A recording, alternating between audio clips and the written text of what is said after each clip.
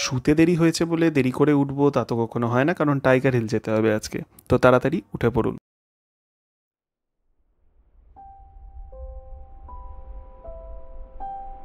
তো ডিসেম্বর মাসের ভয়াবহ ঠান্ডাকে উপেক্ষা করে আমরা 4:30-র সময় বেরিয়ে পড়লাম টাইগার হিলের উদ্দেশ্যে। টেম্পারেচার নেমে গেছে 3-4-এর কাছে, আর হঠাৎ করে আজকে ঠান্ডা বেশি, তার মানে হচ্ছে ক্লিয়ার স্কাই।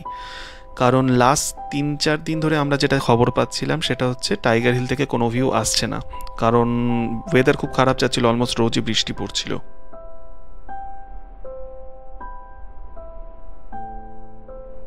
দেখুন, সানরাইজ বা কাঞ্চনজঙ্ঘা দেখতে পারবো কি পারবো না তো জানি না, সেটা দেখা যাবে পরে।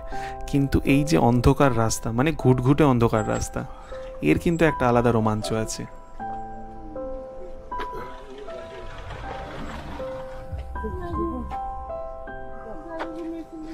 চা খিদে পেয়েছে? একদমই না, এখানে কেউ গ্লাভস আনেনি। আমি ছাড়া কারুর হাতে গ্লাভস নেই, তাই হাত গরম করার জন্য সবাই মিলে এখানে চা বা কফি নিচ্ছে। বাই দ্য ওয়ে, ব্যাপক খেতে ছিল কিন্তু।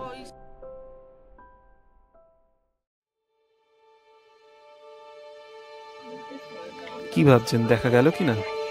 আরে আমি এসছি, দেখাবো না তা কখনো হয় নাকি? চলুন দেখাই।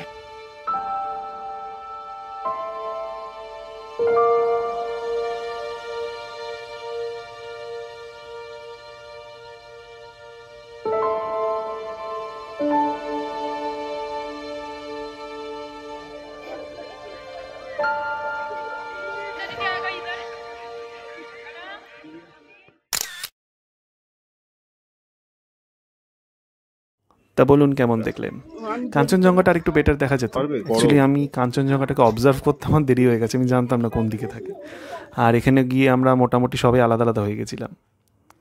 আর হ্যাঁ, একটা কথা বলি, এইখানে আসার আগে আমি অনেক ভিডিও, অনেক ভ্লগ, অনেকের সাথে কথাও বলেছিলাম, যারা সবাই একটাই কথা বলেছিল, এখানে আসতে গেলে নাকি টেলিস্কোপিক লেন্স লাগে, ক্যামেরা লাগে, ভালো ক্যামেরা লাগে, বা ফোন যদি হয় সেটা জুম যত বেশি হবে তত নাকি ভালো তোলা যাবে।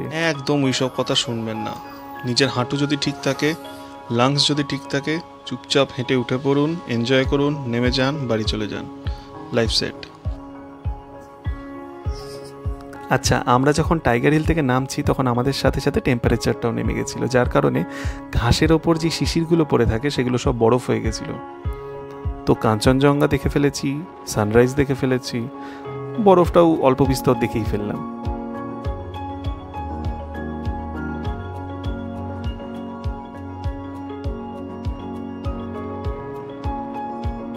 বাই দ্য ওয়ে, এখন আমরা যাচ্ছি হোমস্টের পথে। হোমস্টে থেকে আমরা রওনা দেবো, কিছু একটু খেয়ে নেবো, খেয়ে নিয়ে রওনা দেবো সিটংয়ের উদ্দেশ্যে। আজকে আমরা দার্জিলিংকে টাটা করে চলে যাব সিটং। সিটংয়ে আমরা একদিন থাকবো, থেকে তার পরের দিন আমরা নিউ জলপাইগুড়ি থেকে ট্রেন ধরব। আমরা হোমস্টেতে এসে গেছি, কাকু মন দিয়ে পরোটা খাচ্ছে, আপনারা বরং মন দিয়ে ভিউটা দেখে নিন, কারণ এই ভিউটা আজকেই লাস্ট। আজকের পর আমরা চলে যাচ্ছি সিটংয়ে, যেটা আগেও বললাম। আচ্ছা, ডেসক্রিপশন বক্সে কিন্তু আমি এই দার্জিলিং হোমস্টের কন্ট্যাক্ট ডিটেলসটা দিয়ে রেখেছি। এখানে এসে আপনারা অবশ্যই থাকবেন এবং থেকে অবশ্যই এখানকার আলুর পরোটাটা প্লিজ ট্রাই করবেন। কাঞ্চনজঙ্ঘা আলুর পরোটার দারুণ কম্বিনেশন, ট্রাস্ট মি।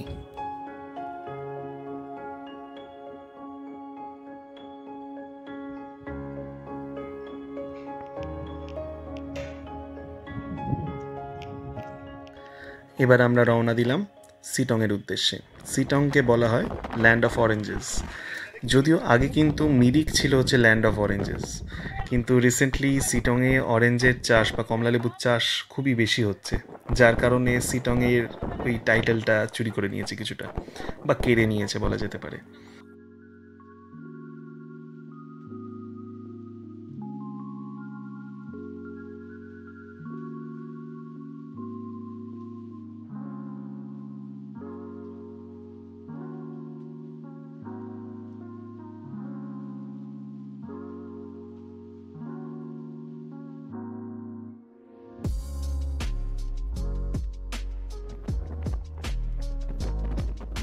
আচ্ছা, ওখানে যাওয়ার আগে একটা কথা আপনাদের বলে রাখি, অনেক গাড়ি কিন্তু ওখানে যেতে চাইবে না। সুভাষদা সেটা আমাদেরকে বলে দিল, কারণ যতক্ষণ হিলকাট রোড দিয়ে যাচ্ছেন খুব ভালো রাস্তা, খুব ভালো ক্লিয়ার, কিন্তু যখনই আপনি সিটংয়ের রাস্তায় উঠবেন, আচ্ছা দেখুন কি হয়, আপনাদেরকে দেখাবো রাস্তাটার অবস্থা, তাহলেই বুঝতে পারবেন।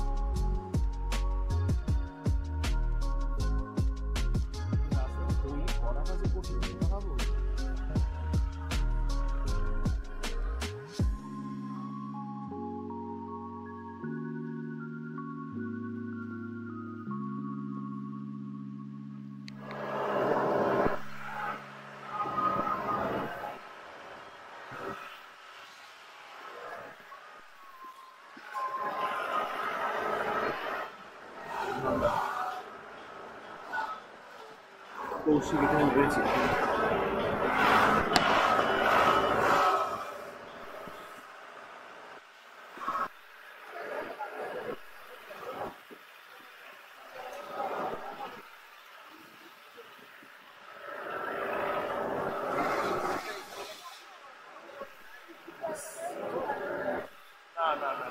ভয়ঙ্কর গ্রেডিয়েন্ট, নিস্তব্ধ জঙ্গল, বড় বড় পাইনের গাছ, আমাদের কিন্তু বেশ লাগছে, যদিও গাড়ি চালাতে যাওয়ার হচ্ছে সেই বুঝতে পারছে তার কি চাপ, কিন্তু আমাদের বেশ ভালোই লাগছে, এনজয় করছি ব্যাপারটাকে। কিন্তু তার সাথেই এলো সামনেই, সেটা হচ্ছে এই জিনিসটা, এবং যেটা আমরা জানতে পারলাম সেটা হচ্ছে সিটং যাওয়ার পথে এই রাস্তাটাতে নাকি এটা খুব নর্মাল, সারাক্ষণ মোটামুটি এই কুয়াশার মধ্যেই ঢেকে থাকে জায়গাটা।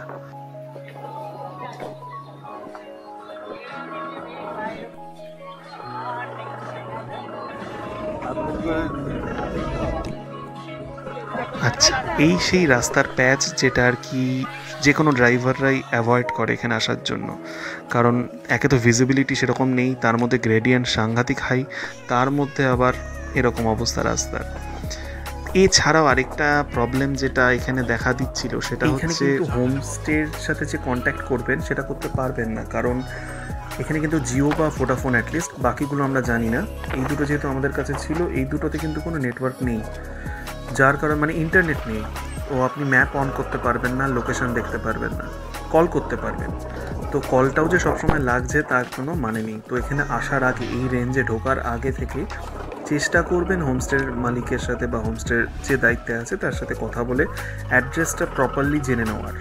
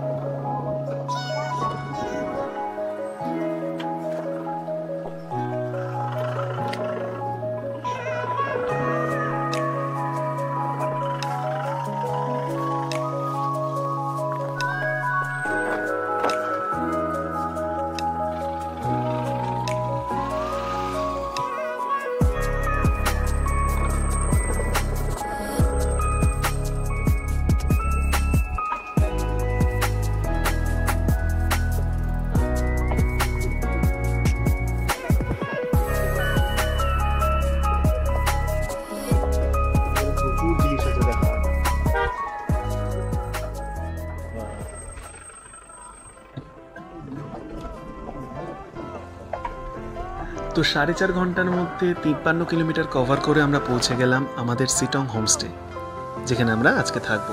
এই হোমস্টেটা ঘুরিয়ে আমি আপনাদের কালকে দেখাবো, মানে পরের ভিডিওতে। আমরা একটু ফ্রেশ হব, রিল্যাক্স করব, কারণ খুব টায়ার্ড আজকে আমরা। তো আশেপাশে বেরিয়ে কিছু ছবি তুলেছিলাম, আপনাদের ছবিগুলোকে দেখাই আগে।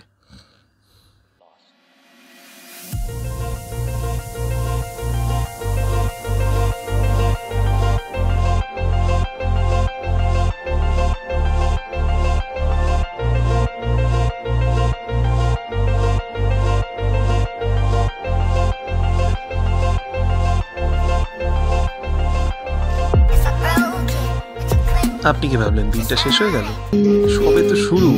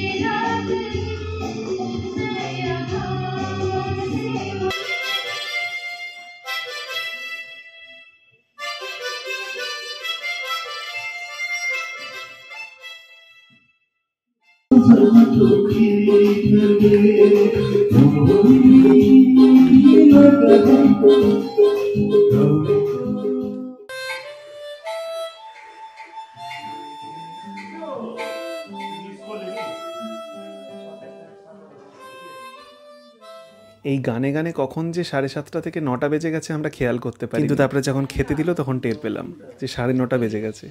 তো খেয়ে দিয়ে নিয়ে আমরা এবার শুয়ে পড়বো। কালকে সব সাইট সিংয়ে বেরোবো, পরের ভিডিওতে আপনারা সেটা দেখতে পারবেন। ততক্ষণে লাইক, শেয়ার, সাবস্ক্রাইব করুন আর কমেন্ট করতে ভুলবেন না। ওম শান্তি।